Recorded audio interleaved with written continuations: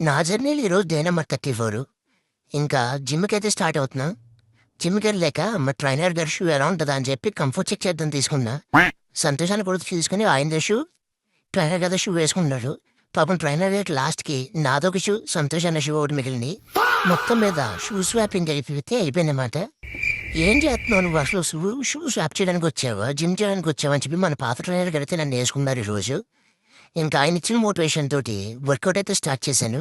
ఇంక రోజు చేసినట్టే నా ప్రీ వర్కౌట్ ఉంటుంది కదా, స్క్వాట్స్, తర్వాత ఇదిగో పుష్అప్స్, ఇవన్నీ చేస్తుంటే పక్కన సౌండ్ అవుతుంది. ఏంటని వస్తాం మా ట్రైనర్ గారు ఈరోజు వర్కౌట్ చేస్తున్నారు.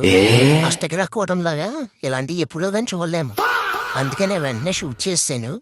ఈరోజు మన కోచ్ కాంబర్స్లతోటి ప్రీ వర్కౌట్ అయితే కంప్లీట్ చేశాను ఈ రోజుకి. ఇది కంప్లీట్ అయిన తర్వాత ఏం చేయమంటారంటే బ్యాక్ వర్కౌట్ చేయని చెప్పి ఈ రాడ్ పెట్టారు చేతిలో. లేబర్ అయిపోయాక లావుతుగాని రా అని చెప్పి చిన్న రోడ్డు పెట్టారు. ఇంక నేనైతే నా మూటముళ్ళనే సర్దుకుని ఇంటికి వెళ్ళిపోతానంటే పాపం నా మీద దయ కలిగినట్టుంది. మన ట్రైనర్ గారు అయితే నన్ను ఇంటి దగ్గర దింపుతానని చెప్పి బండి మీద వచ్చారు. ఒక 4 జిమ్ములు, ఒక 40 మంది క్లయింట్స్ తోటి ఆయన ఎప్పుడూ హ్యాపీగా ఉండాలని ఆ దేవుని ప్రార్థిస్తున్నాను. ఈ రోజుకి ఇంతే, రేపు కలుసుకుందాం. బాయ్.